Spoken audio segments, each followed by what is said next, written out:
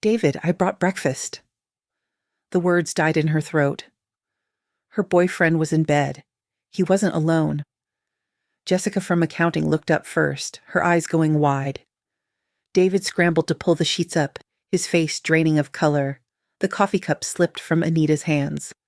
Hot liquid splashed across the carpet, but she barely felt it. The bag of pastries hit the floor with a soft thud. Anita, David started. How long? Her voice came out surprisingly steady. It's not. How long? Jessica grabbed her clothes from the floor, her hands shaking. David at least had the decency to look ashamed.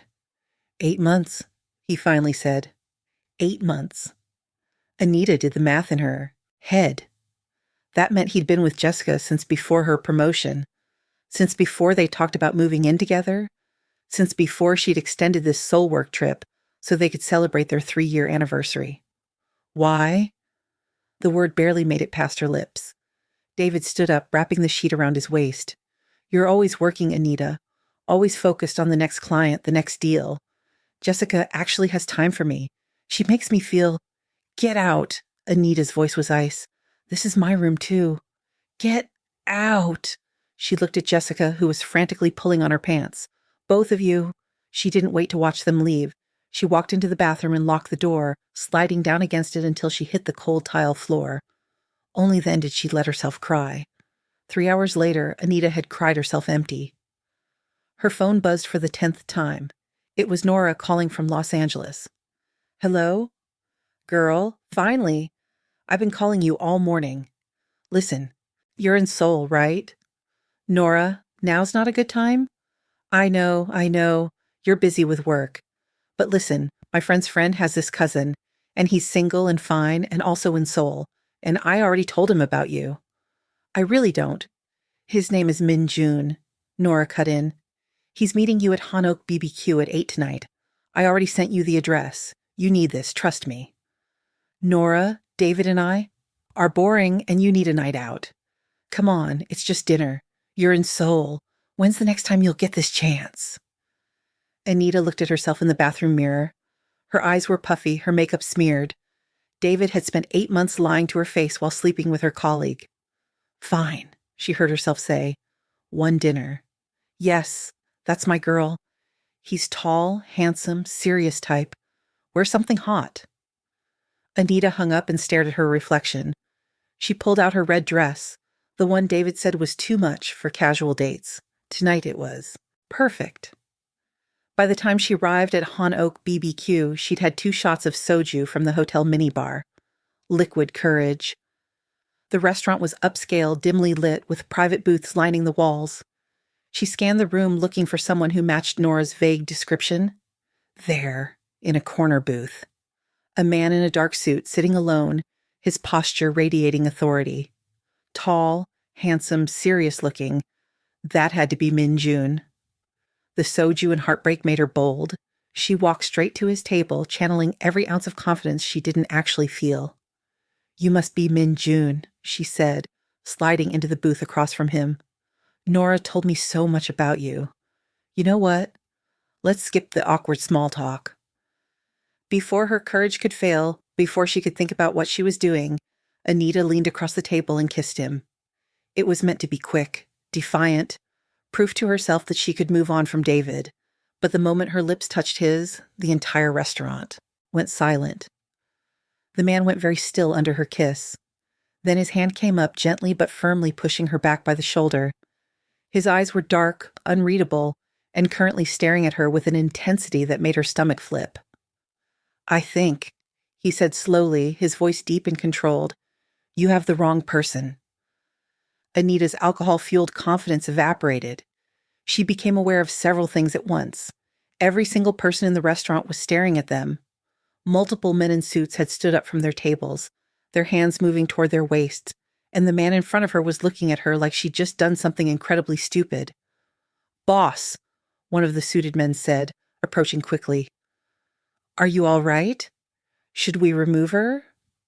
Boss? The word hit Anita like ice water. The man, definitely not Min Jun, stood up slowly, his movements precise and controlled. Everyone sit down. he said without raising his voice. The entire restaurant immediately obeyed. False alarm. He looked down at Anita, who was frozen in her seat. You just kissed me in front of the Huang family's associates. Congratulations. You may have started a war. Before Anita could process those words, he grabbed her wrist, not roughly, but with unmistakable authority, and pulled her toward a private room in the back. Wait, I can explain. Anita started as the door closed behind them. Then explain. He released her wrist and crossed his arms. Quickly. My friend set me up on a blind date with someone named Min Jun. She said he'd be here at 8, wearing a suit, sitting alone. I thought you were him. I'm so sorry, I didn't mean... Her phone buzzed. A text from an unknown number. Hi, I'm Min Jun. Running late, got stuck in traffic. Are you at the restaurant? Anita's hands shook as she showed him the screen. The man's jaw tightened as he read it.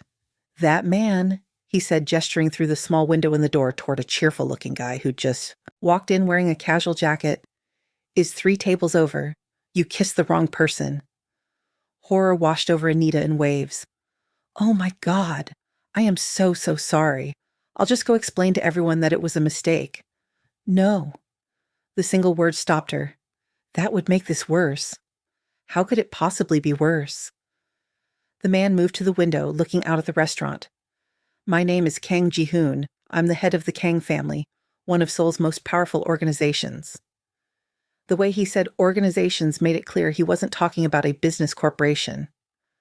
I was meeting with neutral parties tonight, he continued, to negotiate peace with a rival family, the Huang family. That kiss you just gave me in front of their associates sends several possible messages, none of them good. Anita's knees felt weak. What kind of messages? That I have foreign connections I didn't disclose.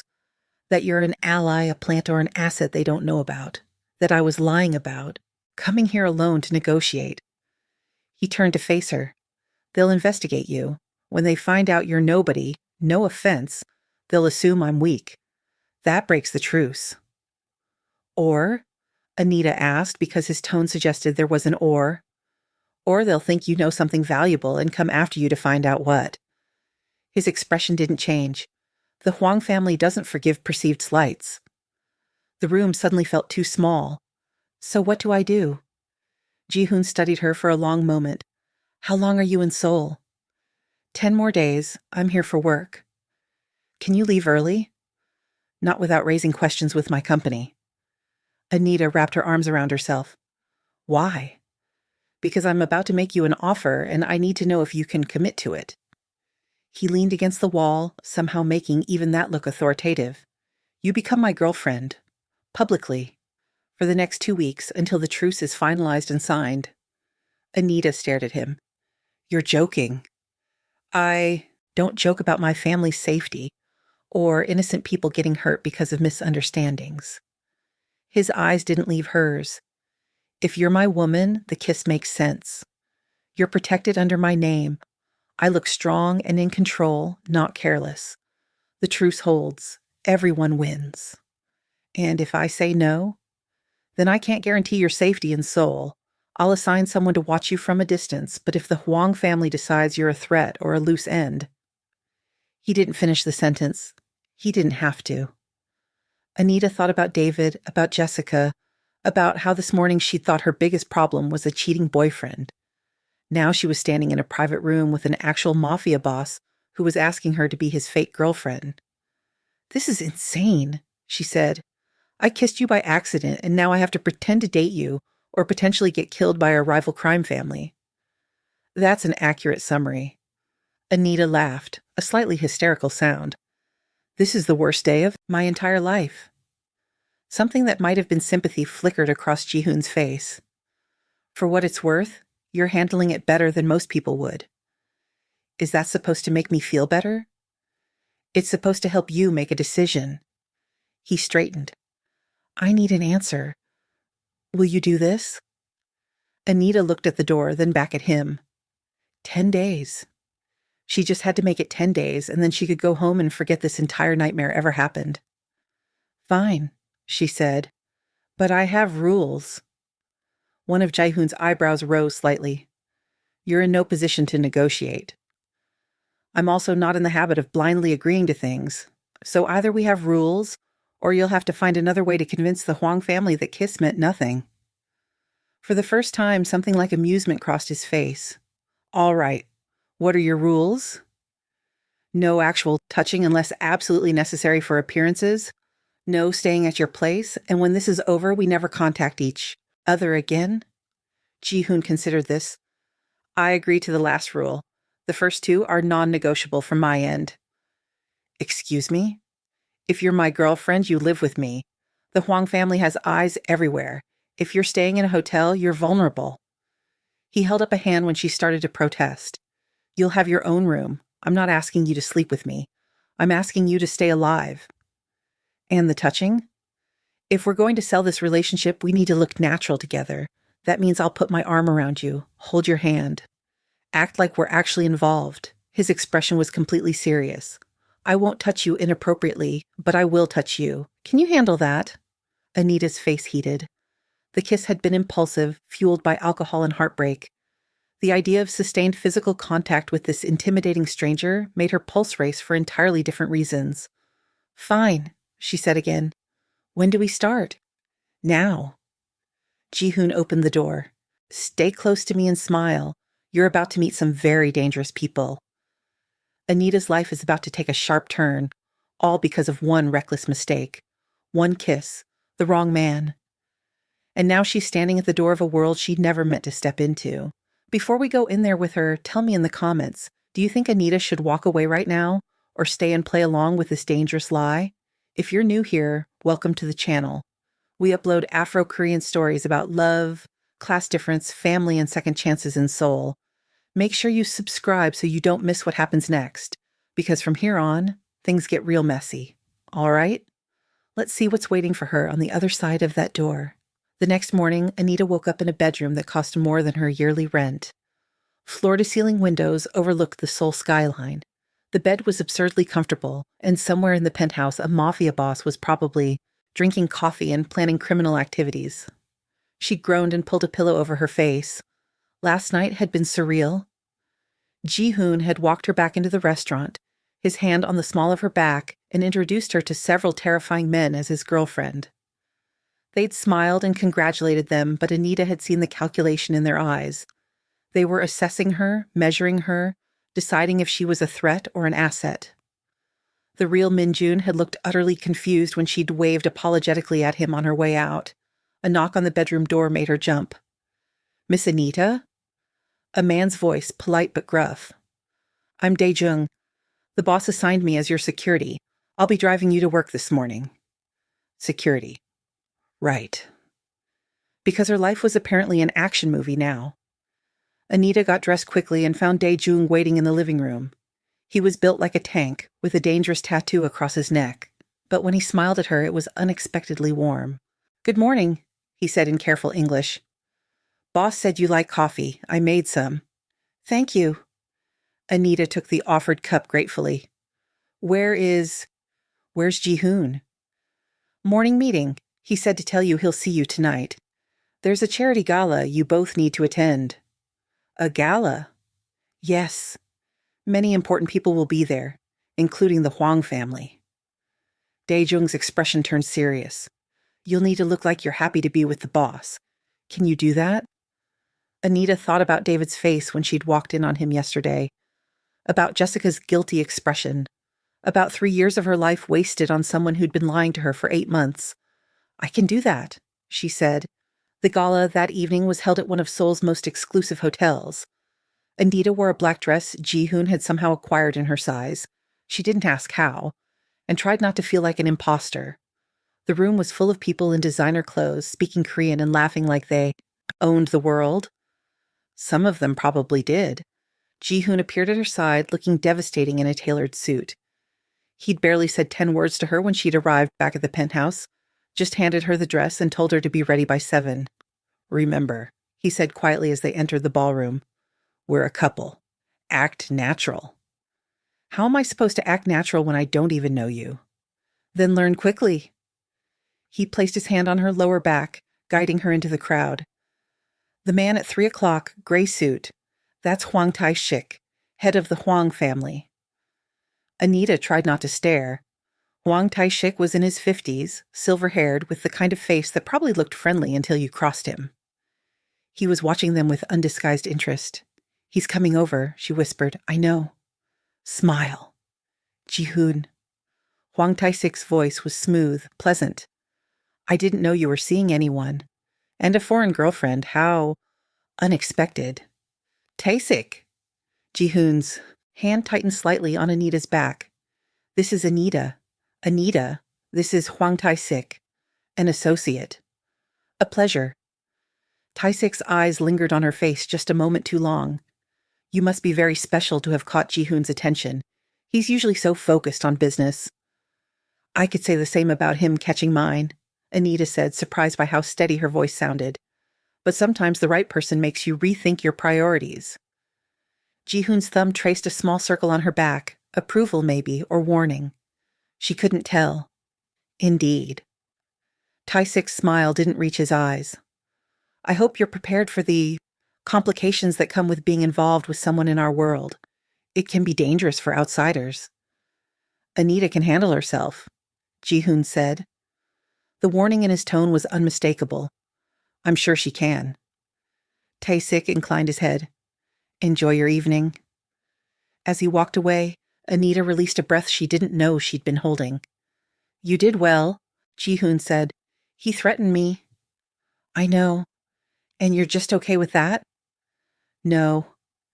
Ji-hoon's hand remained on her back as he led her toward the bar. "But showing anger would suggest weakness. We need to appear unbothered." "I am very bothered." "I know." He ordered them both drinks. "But you don't have to be."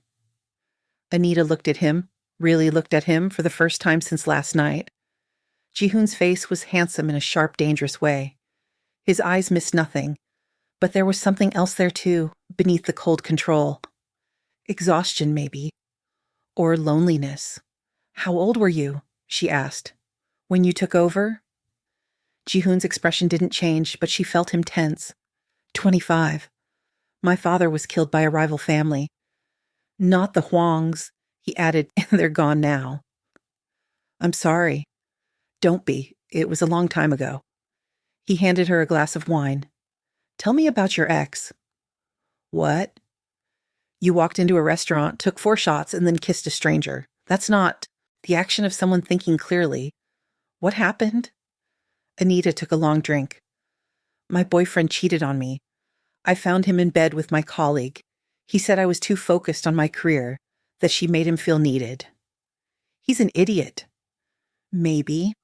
Or maybe he was right, and I'm just—" "He's an idiot," Ji-hoon repeated firmly. "Anyone who cheats instead of communicating is a coward. You're better off without him." Something in Anita's chest loosened slightly.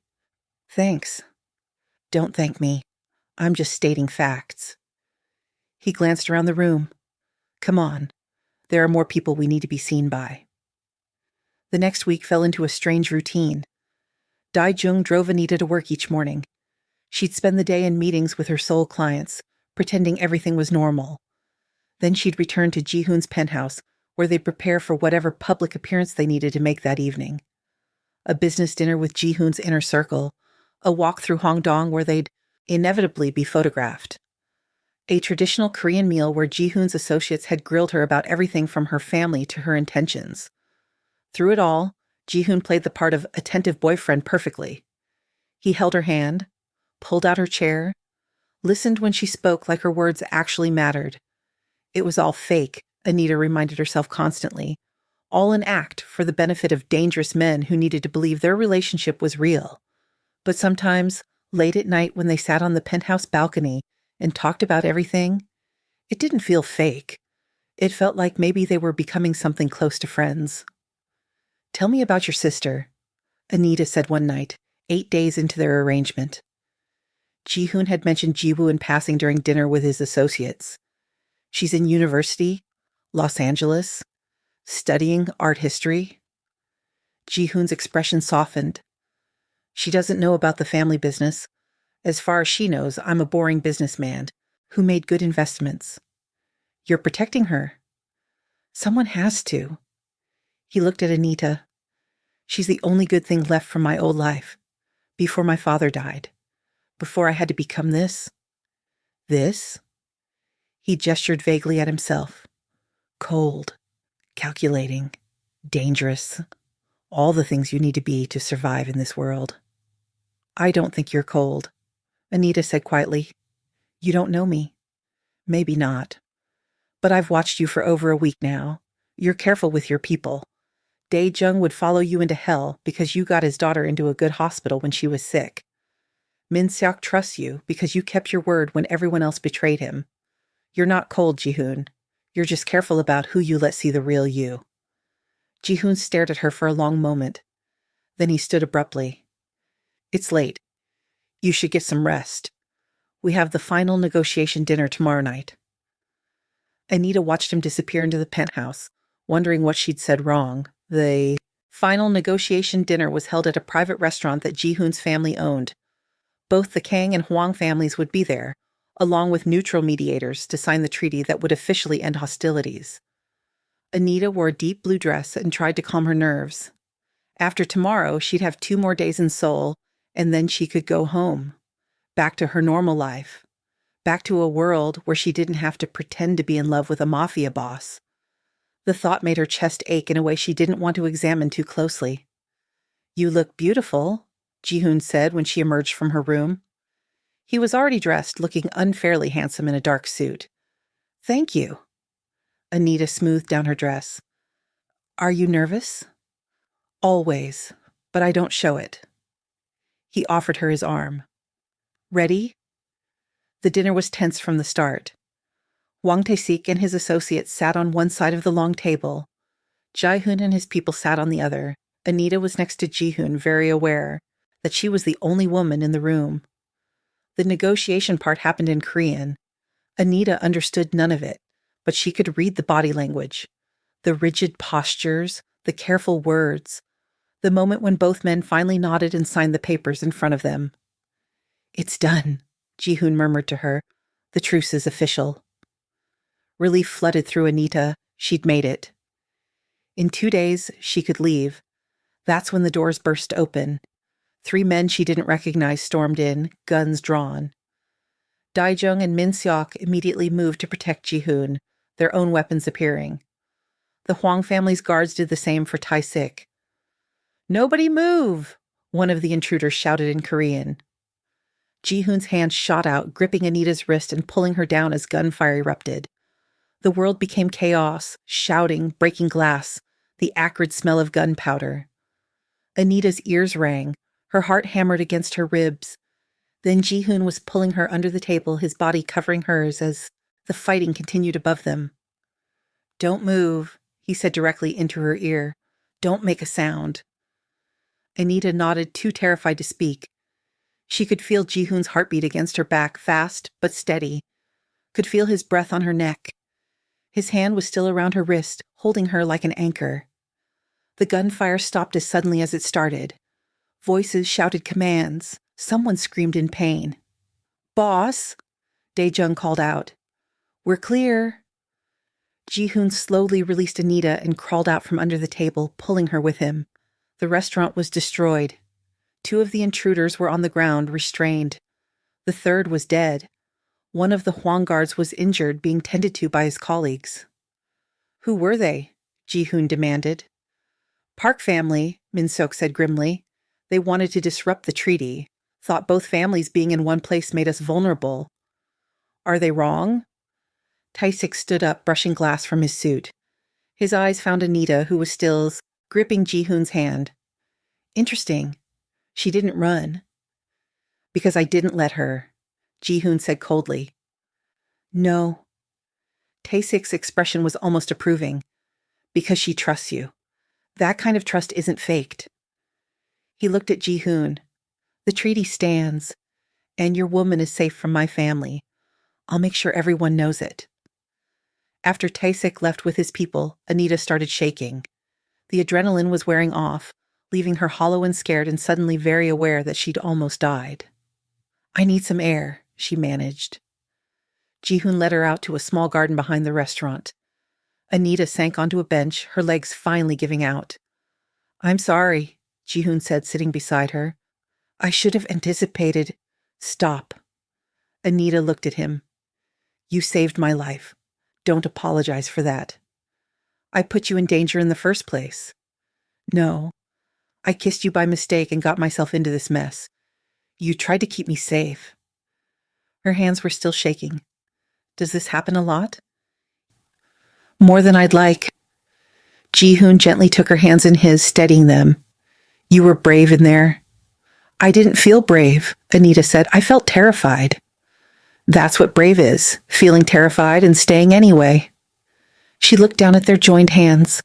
His grip was steady where hers still trembled. The garden around them was quiet, lantern light catching the edges of the stone path, distant traffic a soft murmur beyond the walls. It felt absurdly peaceful for a place they'd nearly died in 20 minutes ago. Neither of them moved to leave. Eventually, Ji-hoon stood, drawing her up gently with him. Come on, he said. Let's go home. The word landed simply. Neither of them remarked on it. The drive back to the penthouse was quiet. Not an uncomfortable quiet, the kind that had become familiar between them over 10 days of late nights and shared silences. Anita leaned her head back against the seat and watched Seoul slide past the window, all lit. Bridges and glowing storefronts and people living their ordinary lives, completely unaware that somewhere in their city, a woman was sitting in an armored car, trying to remember who she'd been 3 weeks ago. She wasn't sure she could find her anymore. Dae-jung drove. Ji-hoon sat beside her, his jacket draped over her shoulders at some point during the garden. She hadn't noticed him do it. The warmth of it felt deliberate. Everything Ji-hoon did was deliberate. When they arrived at the penthouse, Dae-jung gave her one of his warm, rumbling goodnights and disappeared. The rest of the security team melted back into their corners of the apartment. The city glittered below through the floor-to-ceiling glass, indifferent and beautiful. Anita set her clutch on the console table and stood in the middle of the living room, still in her blue dress, Ji-hoon's jacket still around her shoulders. The adrenaline of the evening had long since burned itself out. What was left underneath felt soft and exposed, like a bruise just beginning to form. You should rest, Ji-hoon said from behind her. You have work in the morning. I know. She didn't move toward her room, neither did he. Are you all right? He asked. I think so. She turned to face him. Are you?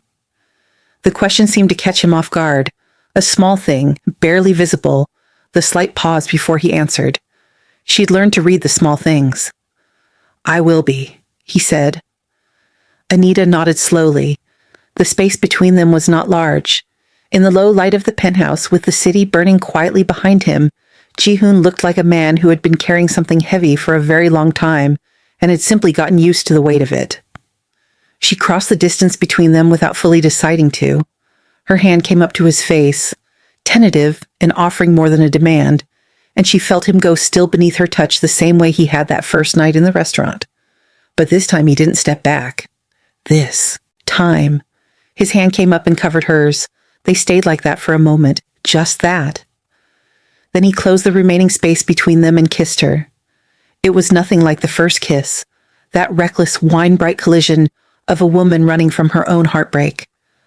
This was slow. Careful at first, the way Ji-hoon approached everything that mattered to him, like he was making sure it was real before he allowed himself to want it. His hand moved from hers to her jaw, tilting her face gently upward. Her fingers curled into the lapel of his suit. The kiss deepened the way a tide comes in, unhurried, inevitable. When they finally broke apart, Anita's eyes stayed closed for a moment.